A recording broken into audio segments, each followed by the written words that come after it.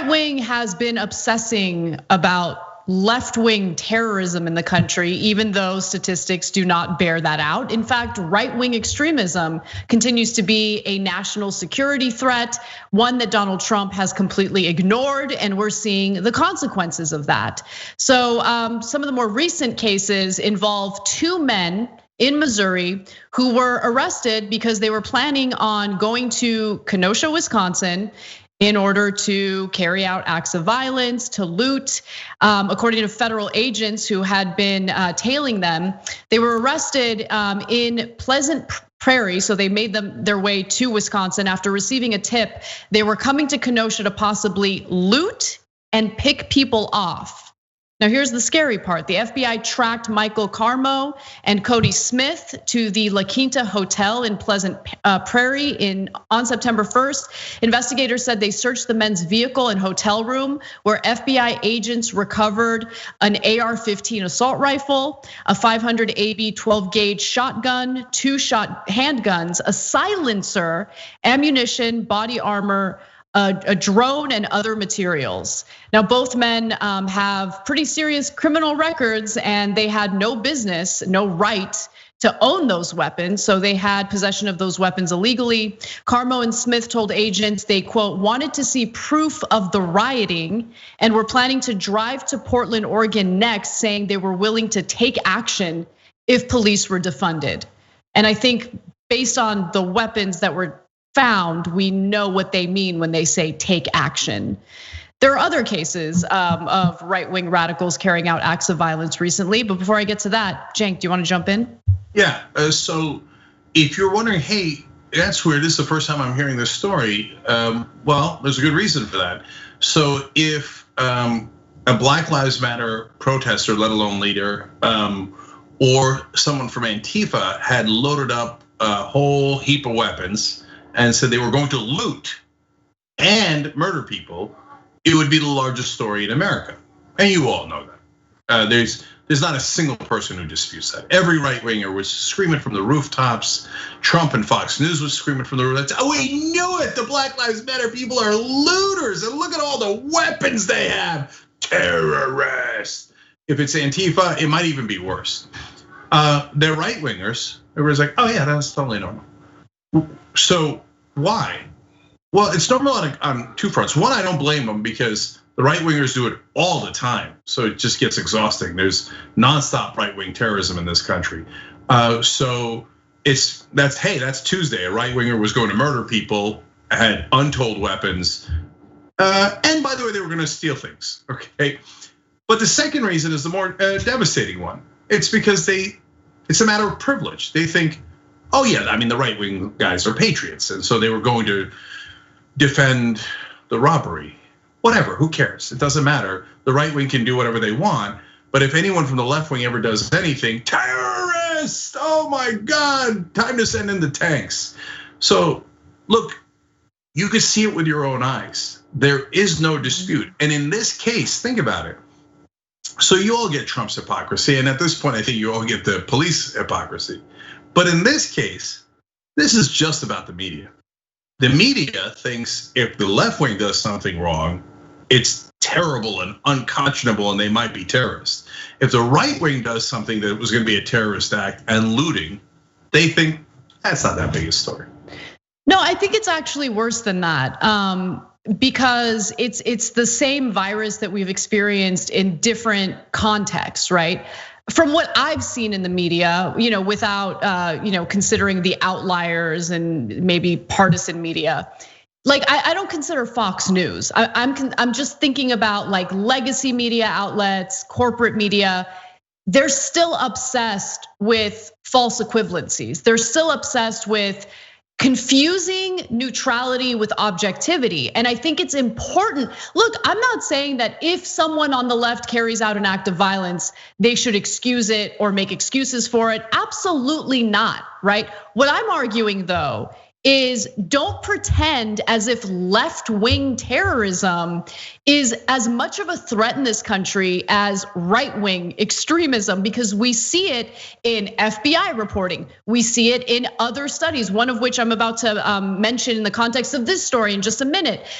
Right-wing extremism is a problem. And when they draw this false equivalency, they needlessly create all this hostility and they antagonize the left. When you look at the numbers, when you look at these protests, the vast majority of them are peaceful, okay? That doesn't mean there aren't ever instances of violence breaking out, but you also have to study those instances of violence and what escalated to that point, right? So, and by the way, I just gave you some anecdotal evidence. 2 men from Missouri who just got arrested because they were planning on going to Kenosha to carry out acts of violence. That's what those weapons were for.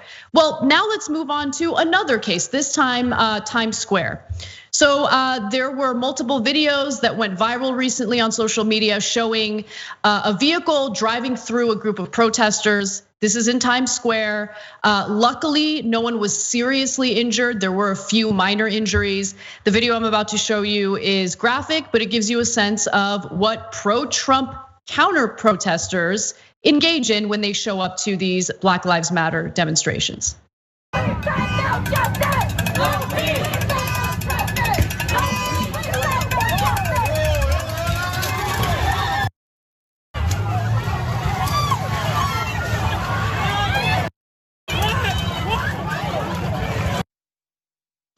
So the suspects in that vehicle, I just want to note, did go to the police. They were questioned and they were released with no charges. Let me give you the details on what we know so far. The vehicle's like. And I'm sorry, I'm going to jump in. I want you to give the details in a second, but I don't want any cop ever claiming that a car is a deadly weapon anymore. So if the people that are involved, the victims are right wing, or oh my God forbid, if the victims are cops, or like anybody just drives near a cop, they're like deadly weapon. I had to murder him. I shot him in the head, right? No, you don't have that excuse anymore. You just told me it's not a deadly weapon. You just told me it's no big deal to run over people with your car. No big deal at all. As you're about to find out, it's because it's their right wing buddies, and the right wing buddies try to murder left wingers. So they're like, oh, car's no longer a deadly weapon. Oh, you come anywhere near a cop, we'll shoot you in the head and claim it's a deadly weapon in your car, whether it's a skateboard or a car. The hypocrisy is unreal. So we'll give you the details on how the cops love these guys in a second.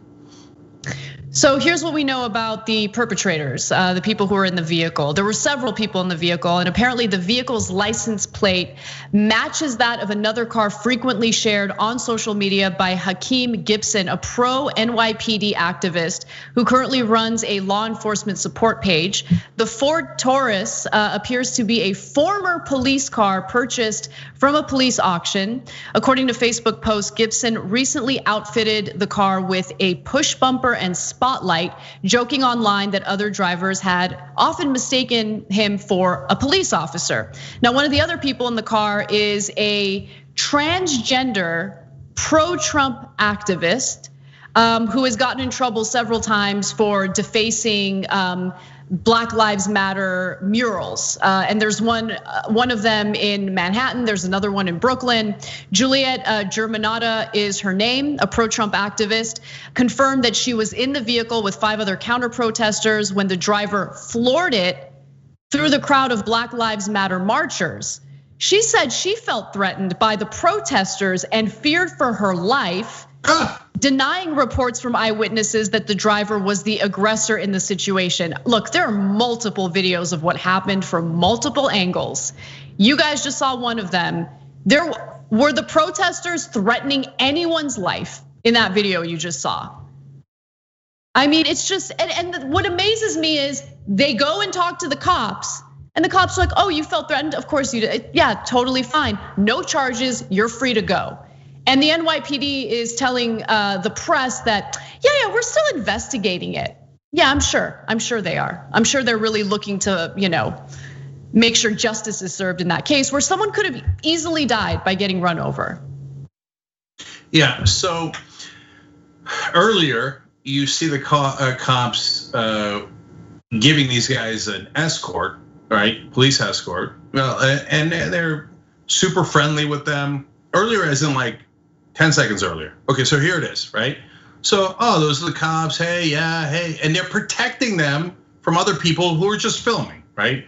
Now, oh my God, a left winger has a camera That seems super dangerous. Let's protect our right-wing friends. Now look at the car. The cops let him go, okay? So they're going into the thing. So it's not like the car was surrounded by protesters. No, you just saw the beginning of that video, and the first video we showed you was the tail end. They come up to the protesters, and boom, they floor, okay? So no provocation, anything. The cops look at it, they're like, oh yeah, those guys are our buddies that we just escorted and protected. Oh, they just ran over some protesters. Oh, great, no problem. Or did they chase them? No, of course not. And then the guys come in and the cops talk to them. They go, oh, you trying to kill protesters? Great, man, thanks, buddy, appreciate it. And so now they let him go, totally go, and they said nothing happened, nothing wrong. And then they say, oh, it was on camera. Okay, we're still investigating, okay? And it depends. If there's enough political pressure and we're worried one of us might get fired, we'll do some trappings of pretending to care. And when you're not looking, we'll let him go anyway. But for now, no one's been arrested. It's clear as day. They have video. What do you imagine if they had video of a left winger or a black person, same exact situation, that runs over cops? Do you think they'd still be? No, hold on. Let me get this right. Do you think they'd still be investigating? Or do you think they would have already gone to that person's house and shot them dead?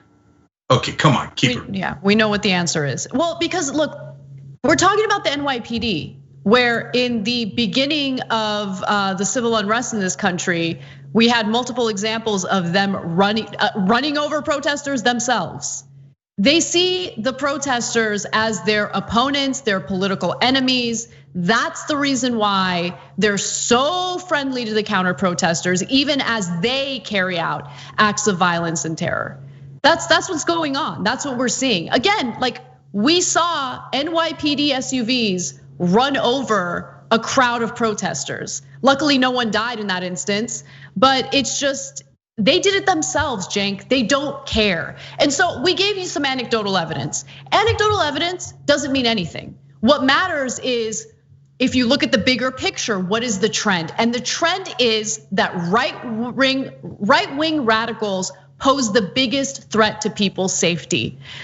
Here's another study that looked into this. It's a report by the nonprofit Armed Conflict Location and Event Data Project. They concluded that an escalation in the government response to protests and a sharp uptick in extremist activity means the United States faces a growing risk of political violence and instability ahead of the 2020 election. So their worries, their concerns are about how the Trump administration escalates violence and how right-wing extremism poses a threat, not just now, but as we get closer to the general election.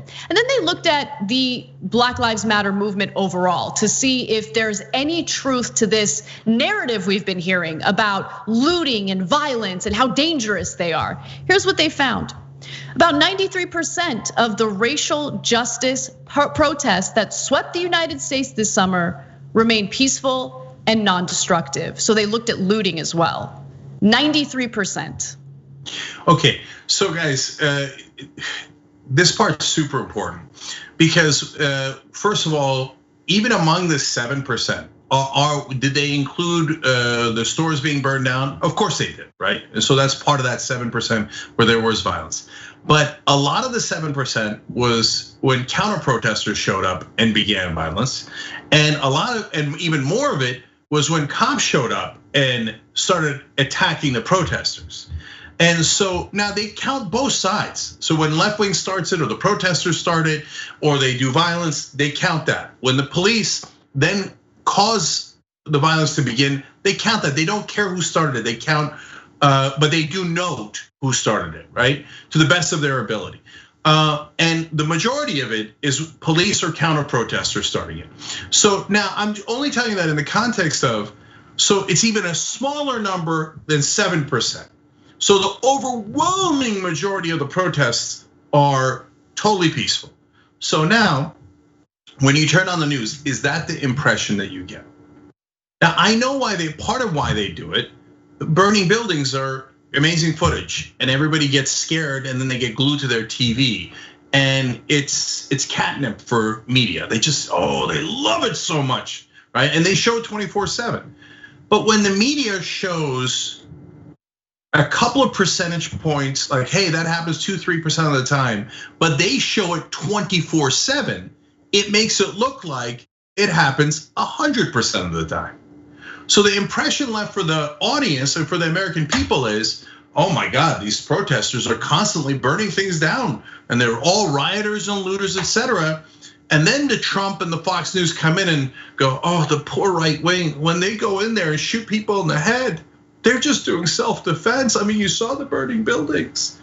And so that's how propaganda works. And the whole country is misled, honestly, mainly by corporate media, into thinking that left wing and minorities are the agitators, the aggressors, and are mostly violent, when in fact, the numbers show you it's the exact opposite. Thanks for watching The Young Turks, really appreciate it. Another way to show support is through YouTube memberships. You'll get to interact with us more. There's live chat emojis, badges. You've got emojis of me, Anna, John, JR. So those are super fun. But you also get playback of our exclusive member-only shows and specials right after they air. So all of that, all you gotta do is click that join button right underneath the video. Thank you.